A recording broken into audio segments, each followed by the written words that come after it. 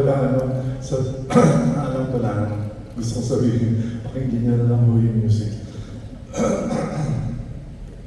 Okay, noong February, medyo actually matagal na to na nag-usap kami ni Lisa.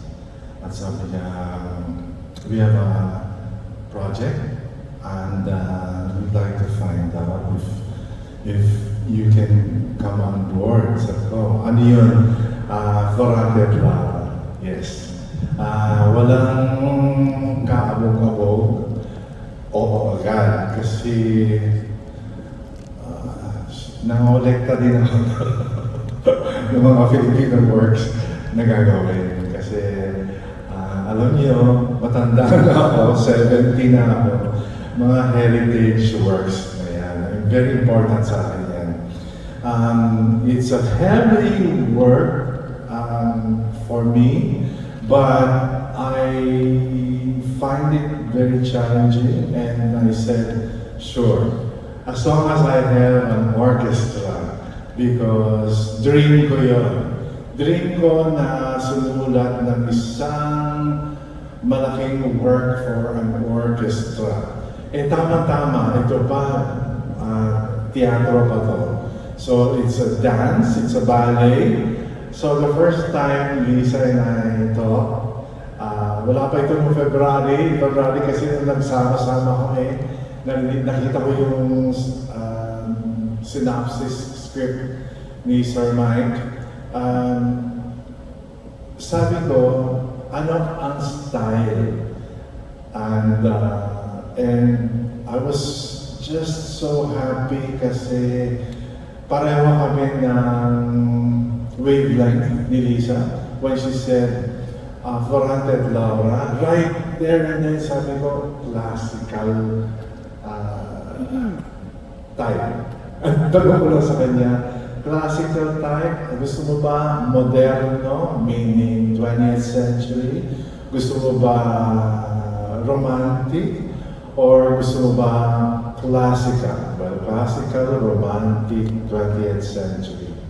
So sabi niya, ano yung feel mo? So sabi ko sa kanya, Rachmaninoff, Tchaikovsky, sino doon? Tchaikovsky, Rachmaninoff. Yes, nagkaintindihan kami. Pero hindi naman masyadong actually lalabas na Rachmaninoff or Tchaikovsky. But ang point ko is, I have never written anything in that line. Sabi ko, yes na yes. So noong February, we finally got to sit down with Michael, with Laurence, and Lisa, and we discussed. And doon mismo, nakita ko yung synopsis script ni Sir Michael Corosa.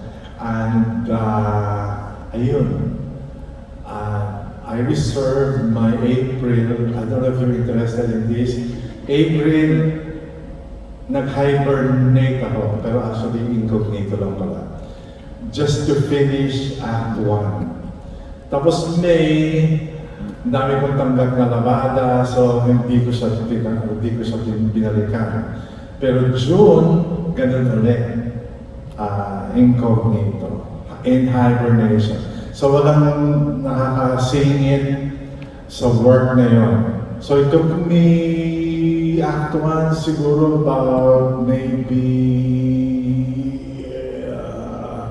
about 10 to 12 days. And then Act 2 and 3, a little less, siguro mga 8 to 9 days.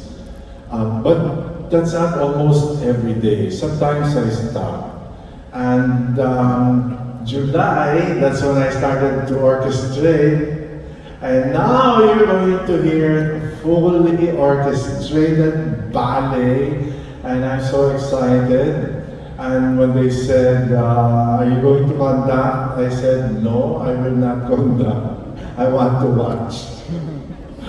And I was able to convince that I don't even need it didn't need convincing. I asked the management of Orchestra of the Filipino Youth, can you play for my new work? It's a ballet. Wala rin kaabog-abog. Yes. So nag-usap sila ni Lisa, and then you're gonna hear, nakakahinayang lang kasi tatlong showings lang, tatlong presentation. That's on August 12, 13, and 19. But I think these are gems. And I'm so excited to watch some of the excerpts that they will be performing this afternoon. Ganda ng set ni Mio, hindi pa daw tapos. Pero ganda, dami ng levels. I love it. Makikita niyo marami siyang influence, yung musical. The only research that he did was look for old Persian music just to have an idea kung tama yung hinala ko sa scale na ginagamit sa Persia. Oh my God, ganun din pala. I mean, yung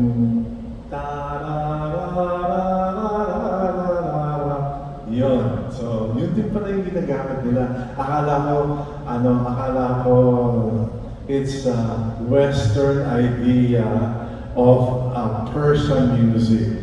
But I really did some research on old or folk Persian music. And somehow maririnig nyo mga hints of that pagdating doon sa mga Persians. Si Aladdin, si Takarida.